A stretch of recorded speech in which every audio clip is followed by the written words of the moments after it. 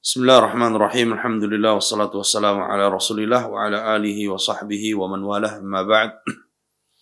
Kaum muslimin yang dirahmati oleh Allah, alhamdulillah kita melanjutkan bacaan kita dari Khud Aqidatak minal Kitabi was Sunnah, dari soal jawab yang ditulis oleh Syekh Muhammad Jamil Zainu rahimahullahu taala.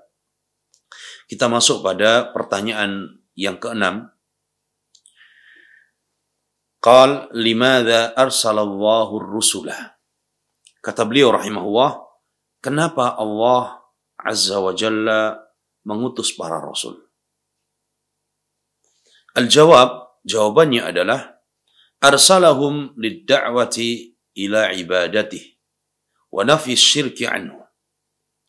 Jawabannya adalah Allah azza wa jalla mengutus para rasul untuk berdakwah, mengajak manusia beribadah hanya kepada Allah. Wa nafi syirki anhu, dan mengingatkan manusia dari bahaya kesyirikan. Ini tugas para nabi dan rasul. Mereka diutus oleh Allah dan mereka dipilih oleh Allah dari sekian banyak manusia untuk mengemban amanah dan mengemban tugas yang mulia, yaitu tugas berdakwah kepada tauhid, berdakwah mengajak manusia untuk beribadah hanya kepada Allah azza wa jalla, dan mengingatkan manusia, melarang manusia dari beribadah kepada selain Allah, mengingatkan manusia dari bahaya kesyirikan, menyekutukan Allah, menduakan Allah dengan makhluknya, menyamakan Allah dengan makhluknya. Ini dakwah para nabi dan rasul. Oleh karena itu, kewajiban kita adalah mengikuti bagaimana manhaj para rasul di dalam berdakwah.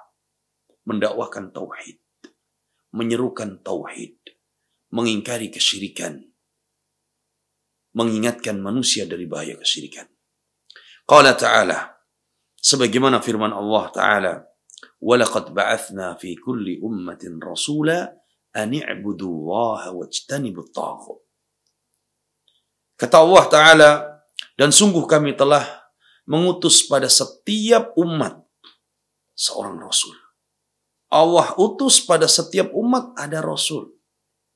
Apa tugas mereka? Ani'budullaha wajtanibut taghut.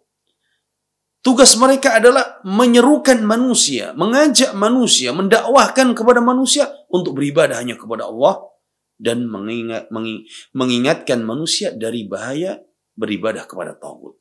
Melarang manusia dari beribadah kepada selain Allah. Ini tugas para nabi dan rasul. Oleh karena itu para dai, para guru, para ustadz, tugas utama mereka adalah menyerukan tauhid, mendakwahkan tauhid sebagaimana para nabi dan rasul mendakwahkan tauhid. Mengingatkan manusia dari bahaya kesyirikan. Maka ini dakwah yang hak. Dakwah yang dibawa oleh para nabi dan rasul. Kemudian Syekh mengatakan, at-taghutu asy-syaitanu da'i ila ibadati ghairillah. Yang dimaksud dengan taghut di dalam ayat ini, kata Syekh, adalah syaitan yang mengajak manusia untuk beribadah kepada selain Allah. Dan syaitan ini Allah menyebutkan di dalam Al-Quran, syayatinal insi wal jin. Syaitan itu ada dua. Ada syaitan berwujud manusia, dan ada syaitan dari golongan jin.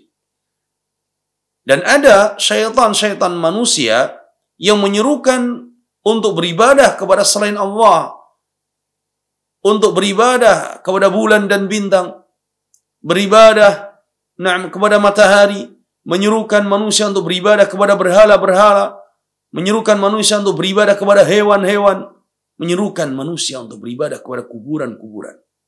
Nah, begitu juga syayatinal jin, yang mereka membisiki manusia untuk beribadah kepada selain Allah azza wa jalla. Maka tugas para nabi dan rasul diutus oleh Allah untuk mendakwahkan tauhid dan untuk mengingatkan manusia dari bahaya kesyirikan. Wa qala sallallahu alaihi wasallam, dan sabda Nabi sallallahu alaihi wasallam, Wal anbiya'u ikhwah wa dinuhum wahid. Para nabi itu bersaudara. Wa dinuhum wahid, dan agama mereka satu. Agama mereka sama, agama tauhid. Yang mereka serukan tauhid, yang mereka dakwahkan tauhid. Mereka mengingatkan umatnya dari bahaya kesyirikan. Basyiran wa nadhira. Mereka membawa kabar gembira dan mereka mengingatkan manusia dari ancaman dan azab-azab Allah. Ini hadis yang sahih diriwayatkan oleh Imam Al-Bukhari dan Muslim di dalam sahihnya. Maka kaum muslimin yang dirahmati oleh Allah Azza wa Jalla, hendaknya kita memperhatikan bahwa dakwah yang hak adalah dakwah yang menyerukan kepada tauhid. Dakwah yang mengajak umat manusia hanya beribadah kepada Allah. Dakwah yang mengajak manusia untuk merdeka dari peribadatan kepada makhluk. Ini dakwah yang hak. Begitu juga, kewajiban kita untuk senantiasa istiqamah di atas tauhid, istiqamah di atas ibadah hanya kepada Allah Azza wa Jalla. Mudah-mudahan yang singkat ini bermanfaat dan kita mohon kepada Allah agar kita senantiasa diberikan istiqamah di atas tauhid dan sunnah Nabi sallallahu alaihi wasallam. Wallahu a'lam wa sallallahu ala nabiyyina Muhammad wa ala alihi wa sahbihi wasallam. Walhamdulillahi rabbil alamin.